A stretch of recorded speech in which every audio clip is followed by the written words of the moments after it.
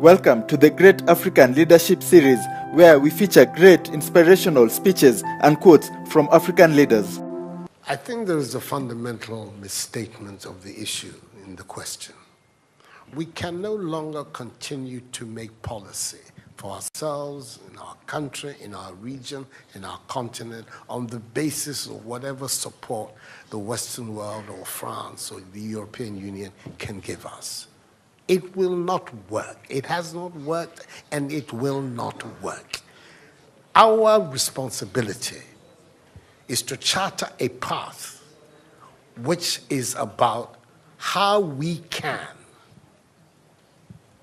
develop our nations ourselves. It is not right for a country like Ghana, 60 years after independence, to still have its health and education budgets being financed on the basis of the generosity and charity of European taxpayers. By now, we should be able to finance our basic needs ourselves. And if we are going to look at the next 60 years as a period of transition, a period whereby we can stand on our own feet, our perspective has not to be what the French taxpayer decides to do with whatever surpluses that they have in France. They're welcome. They're appreciated. Whatever interventions that the French taxpayer through their governments make to us are appreciated. We're not going to lick a gift horse in the mouth. But this continent, with all that has happened, is still today the repository of at least 30% of the most important minerals of the world. It's a continent of vast, arable, and fertile lands. It has the youngest population of any of the continents in the world. So it has the energy and the dynamism. We have seen it. These young men who are showing so much resilience and ingenuity in crossing the Sahara, finding ways to go across with rickety boats across the Mediterranean to really, those energies, we want to have those energies working inside our countries. And we're going to have those energies working in our countries if we begin to build systems that tell the young people of our country that their hopes, their opportunity are right here with us. Migration and the movement of people is being presented in a manner which suggests that somehow it's a new phenomenon. There's nothing new about it. It's as old as man, the movement of people. And it has always been linked to the same thing: the failure of where you are to provide you with an opportunity, so you move somewhere else. Those of you who are familiar with 19th century European history would know that the biggest wave of immigration in 19th century Europe, the latter part of it, came from Ireland and from Italy. Waves upon waves, generations of Italians and the Irish people left their countries to seek the American paradise, largely because Ireland was not working, Italy was not working.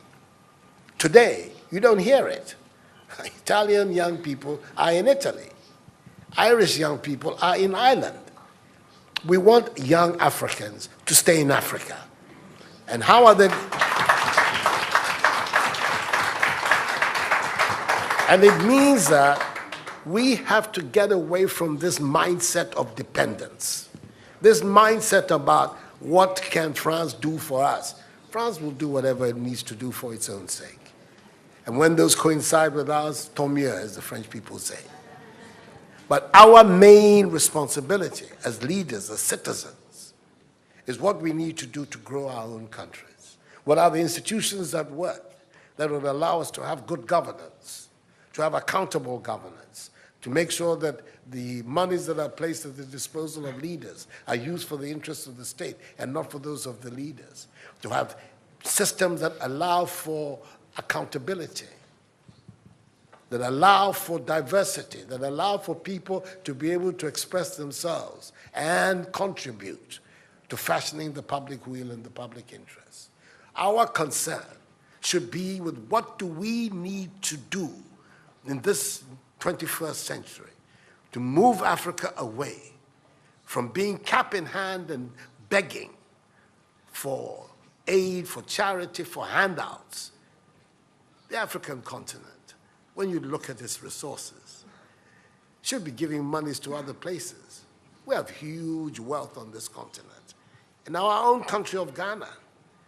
And we need to have a mindset that says, we can do it. Others have done it. We can also do it. And once we have that mindset, we will see it as a liberating factor for ourselves.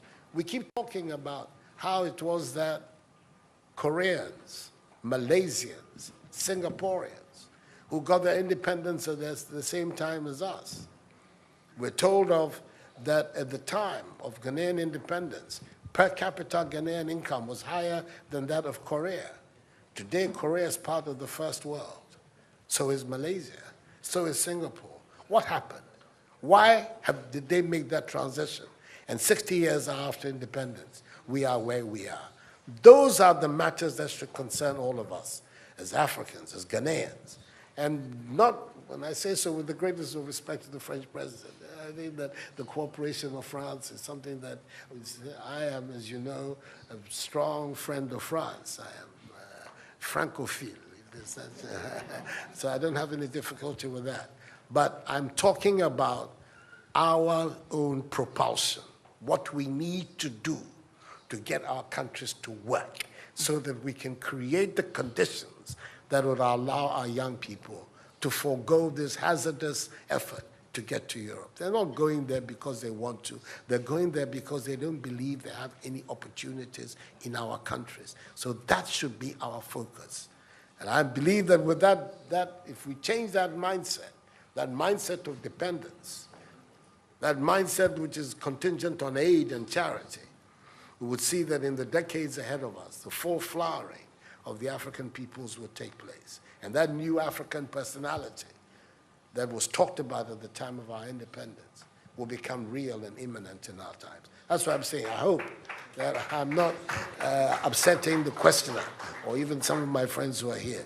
But these are my strongly held beliefs. And that is the reason why I've adopted as the slogan of my presidency, of my period of the Supreme Office of Ghana, that we want to build a Ghana beyond aid, a Ghana which is independent, which is self-sufficient, that is capable of standing on its own feet and building its own life. We can do it if we have the correct mindset to do so. Mr. President, those are my contributions.